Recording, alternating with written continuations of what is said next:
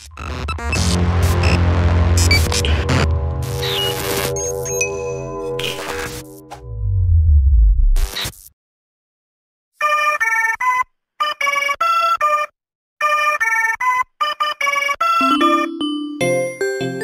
pecinta spoiler, pada perjumpaan kali ini saya akan membahas film sesuai request dari kalian tentang kapal selam. Tapi saya agak bingung bahas genre apa. Dan setelah menimbang-nimbang, akhirnya saya memutuskan buat membahas ini aja, karena cukup mengandung sejarah. Film yang akan saya rangkum sekarang berasal dari kisah nyata yang berjudul K-19 Widowmaker. Bercerita tentang uji coba kapal selam pertama bermisil nuklir milik Uni Soviet. Namun karena satu dan lain hal, kapal mengalami peristiwa tragis yang konon katanya cerita ini sampai dirahasiakan selama 28 tahun karena terlalu kelamnya peristiwa tersebut. Film ini juga dibintangi oleh aktor terkenal seperti Harrison Ford dan Liam Neeson. Yaudah langsung aja siapin sebatang, racik kopi kalian, dan selamat menyaksikan.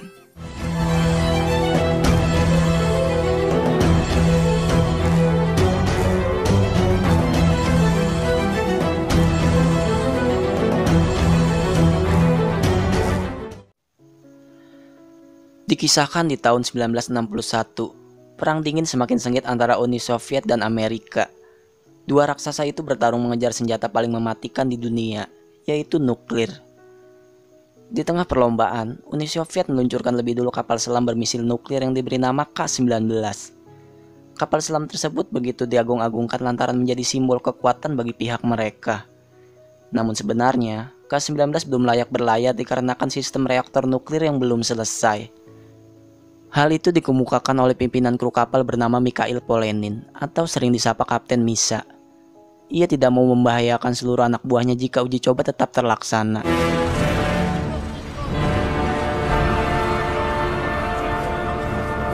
Tapi berbeda dengan sang presiden yang tetap bersikukuh jika uji coba harus dilakukan sesuai jadwal agar bisa mengungguli Amerika.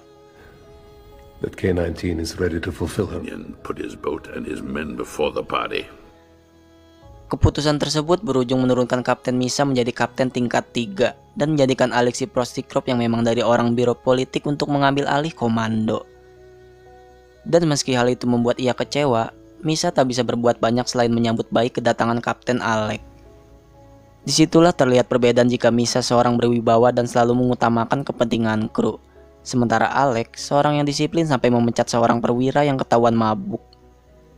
Padahal Misa sudah menjelaskan jika perwira tersebut seorang reaktor terbaik angkatan laut. Namun alibi itu tidak didengar. Trials will begin as scheduled. We deliver. Alex justru menunjuk Vadim yang baru lulus sarjana untuk menggantikan. Kemudian sebelum hari peluncuran, terjadi hal-hal yang mereka yakini sebagai nasib buruk. Seperti botol yang tidak pecah, sampai kematian seorang dokter karena tergilas oleh truk pengangkut. Hal itu semakin membuktikan jika julukan The Widowmaker atau berarti kapal yang melahirkan para janda betul-betul cocok tersemat untuk K-19. Dead. Singkat waktu tibalah hari keberangkatan.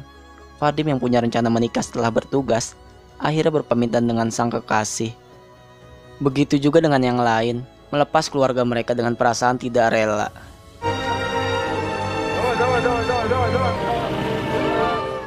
Upacara pun berlangsung dengan sakral. Kapal selam melaju di lautan dan mulai menyelam bebas. Tak berselang lama di dalam laut, simulasi banjir dan kebakaran mulai dilakukan, memaksa mereka cepat tanggap akan situasi yang mungkin bisa menyerang sewaktu-waktu. Namun upaya mereka belum disambut baik lantaran Alex tidak puas dengan kinerja mereka yang lambat. Much damage. Too many casualties.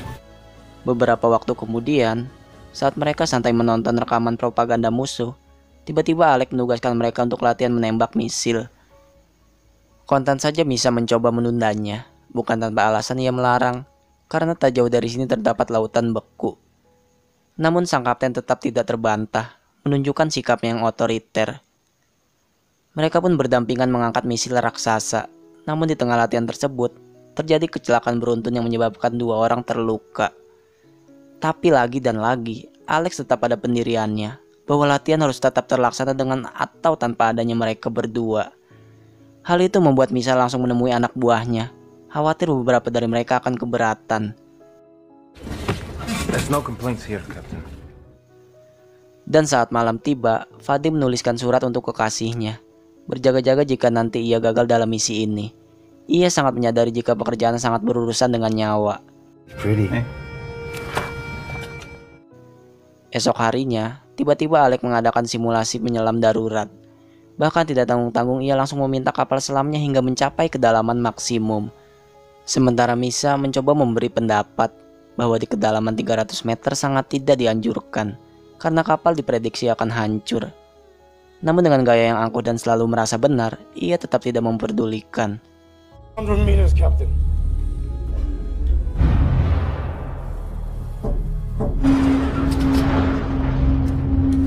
Perwira yang memang hanya bawahan dipaksa mematuhi perintahnya sambil diliputi rasa cemas saat mulai merasakan adanya getaran.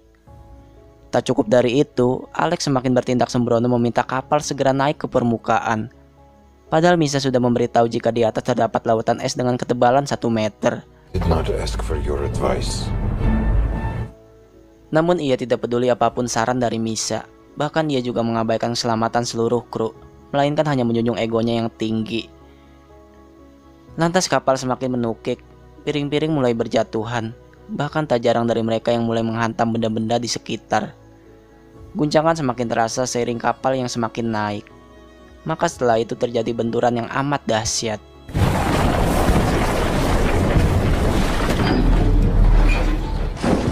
K-19 membentur lautan es dengan keras dan terhenti.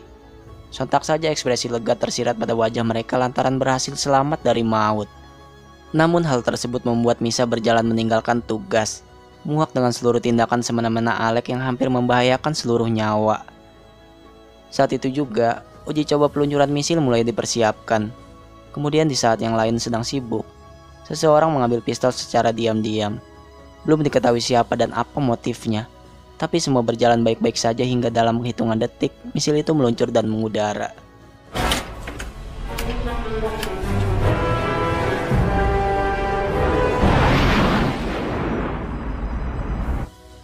Keberhasilan itu disambut dengan perasaan bangga dan bahagia.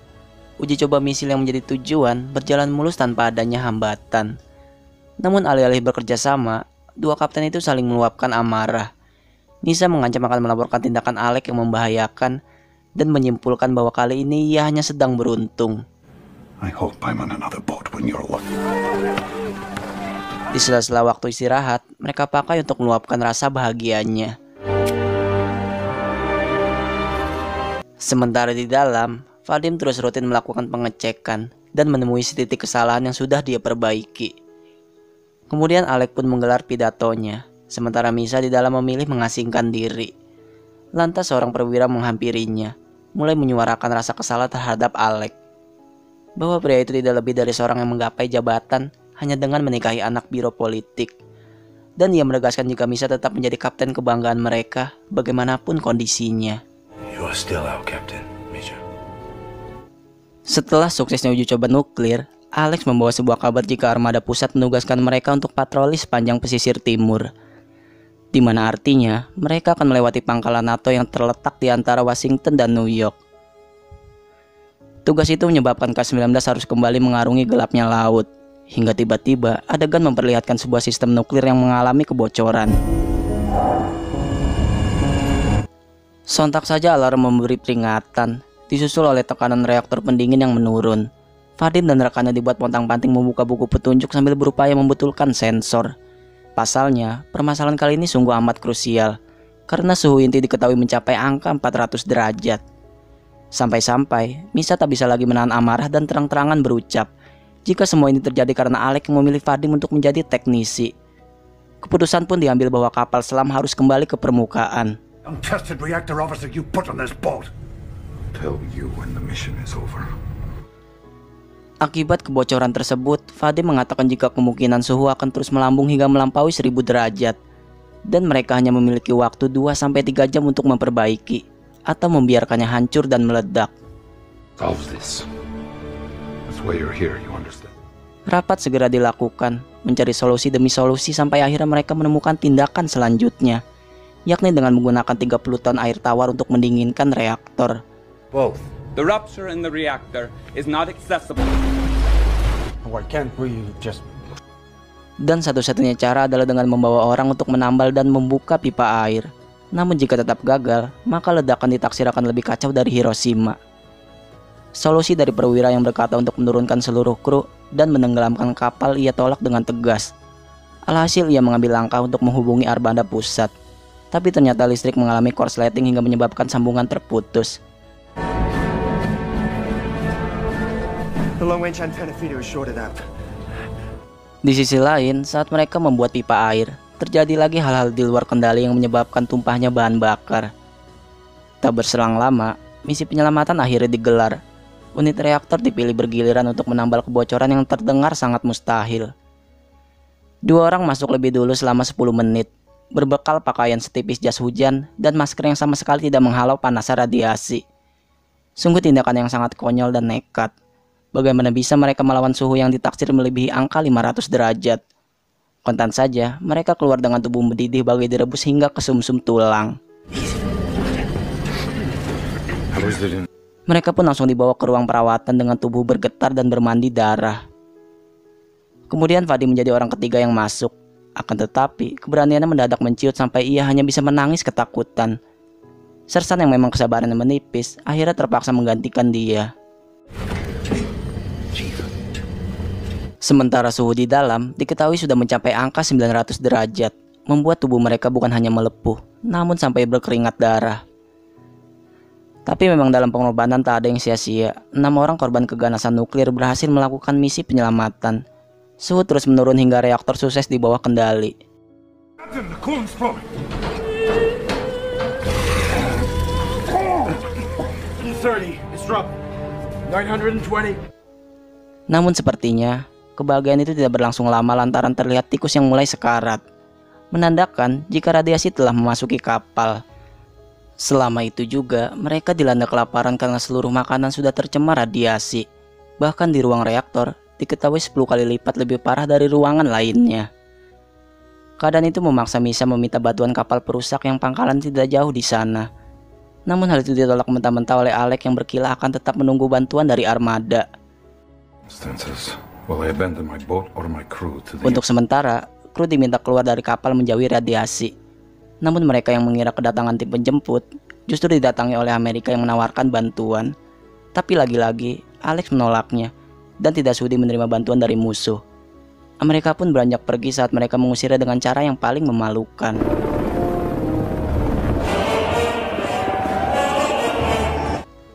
Lantas perdebatan terjadi di dua sisi. Misa bersikeras ingin meminta bantuan Amerika, meskipun itu berarti mereka akan menenggelamkan kapal. Tapi setidaknya nyawa seluruh kru dapat diselamatkan. Namun Alex mati-matian mempertahankan harga diri dengan alasan membela negara. Padahal yang dilakukan tidak lebih dari memuaskan ambisinya. Akhir dari perdebatan, Misa menerima dan harus menyetujui langkah yang Alex ambil, yakni menjauh dari kapal perusak Amerika dan tetap menunggu hingga bantuan datang. Entah sampai kapan, karena semakin lama mereka bisa terbunuh oleh radiasi yang terus menyebar. Di sisi lain, perwira yang sudah tidak tahan atas sikap semena-mena Alex akhirnya meminta agen politik untuk bertindak, karena dialah satu-satunya orang yang bisa mengubah komando. Di saat yang sama, keadaan seluruh kru tampak miris dan sangat menyedihkan. Mereka terkapar di luar, dihinggapi rasa dingin menunggu bantuan yang tak tahu kapan akan datang. Sementara di dalam, Fadi menyaksikan sendiri detik-detik reaktor kembali bocor dan menyebabkan suhu meningkat drastis. Keadaan kian mencekam saat Alex mengambil komando agar kapal harus segera menyelam. Seluruh kru diminta kembali masuk, namun satu orang nekat tetap di luar hingga melompat ke dalam air. Vadim yang tadi bertindak pengecut, akhirnya memberanikan diri untuk menambal reaktor seorang diri. Di sisi yang berbeda, seorang kru yang berniat kembali keluar ditahan keras-keras, hingga keadaan menjadi kacau saat ia menendang ember yang berisi bahan bakar. Tak sampai di situ, listrik mengalami korslet dan kebakaran tidak bisa dihindari. Kemudian perdebatan alot antar kapten kembali terjadi. Alex memaksa untuk mengaktifkan sistem pemadam, sementara Misa ngotot agar melakukan pemadaman manual karena khawatir mereka akan terbakar hidup-hidup. Bahkan Misa sampai mengancam akan meminta bantuan pada Amerika jika Alex tetap pada pendiriannya. Jelas hal itu sukses membukamnya, namun seiring kepergian Misa, tiba-tiba seorang perwira bersama agen politik menodongkan pistol sambil berkata jika ia telah dibebas tugaskan. For dereliction of duty. Di sisi lain, kebakaran berhasil mereka padamkan meski hanya menyelamatkan 1 orang. Sementara kabar K-19 yang meminta bantuan pada kapal Amerika sudah mencapai telinga kader politik dan mendapat kecaman bahwa Alex ditetapkan telah berkhianat. Jonathan's plane has spotted a destroyer. Kembali ke kapal selam, Misa justru menemukan kondisi Alex yang telah terborgol. Tak hanya itu, komando tiba-tiba diserahkan kepadanya, serta mereka telah menghubungi Amerika tanpa sepengetahuannya. Maka ia pun meminta senjata dan kunci borgol, berkata bahwa kekerasan tidak dianjurkan. Namun kalian pasti tidak menyangka perbuatan Misa selanjutnya. Rest. What? The both of you, get out of my sight! Ia balik menahan mereka dengan alasan telah mengkhianati keluarga dan negara. Ia pun membebaskan Alex dan memintanya kembali mengambil alih komando. Dengan segala kerendahan hati, Alex berkata bahwa situasi mereka kini di tengah keputusasaan. Kapal mereka masih terapung di wilayah NATO, yang berarti jika sewaktu-waktu reaktor meledak, sudah dipastikan wilayah Amerika akan ambruk dan Perang Dunia III ada di depan mata. Maka dari itu, satu-satunya jalan adalah mereka harus kembali menyelam. Dan keputusan itu disetujui oleh seluruh kompartemen tanpa terkecuali. Secure both bulkhead doors.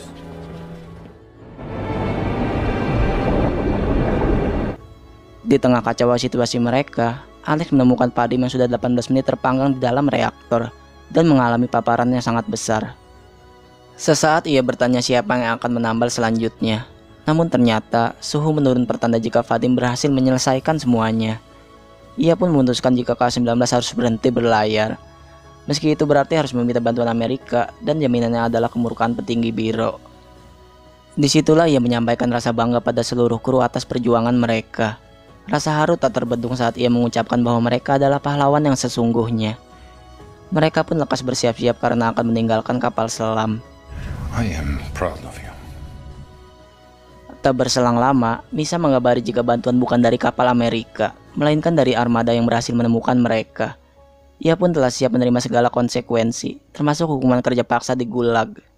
Our submarine S-270 has found us. Kemudian kapal bantuan datang, dan proses evakuasi berlangsung panjang. Vadim menatap foto kekasih yang sudah lama dinantinya.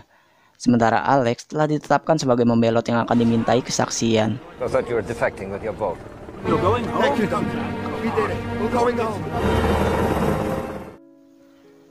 Setelah kejadian tersebut, Alex diadili ke pengadilan dan seluruh kru yang masih hidup dimintai kesaksian. Misa berdiri di sana membela sang kapten, menyatakan jika tidak ada seorang pun yang siap dihadapkan dengan situasi tersebut. There. I was. 28 tahun kemudian, diceritakan pula bahwa Kapten Alex telah divonis bebas. Namun dia tidak menakodai kapal selam lagi. Beberapa hari setelah insiden K-19, 7 orang yang kontak langsung dengan reaktor dinyatakan tewas.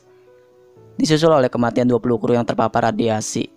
Dan mereka yang masih hidup disumpah untuk merahasiakan kejadian ini. Mereka pun bertemu lagi. Reuni dengan situasi yang telah jauh berbeda. Your crew.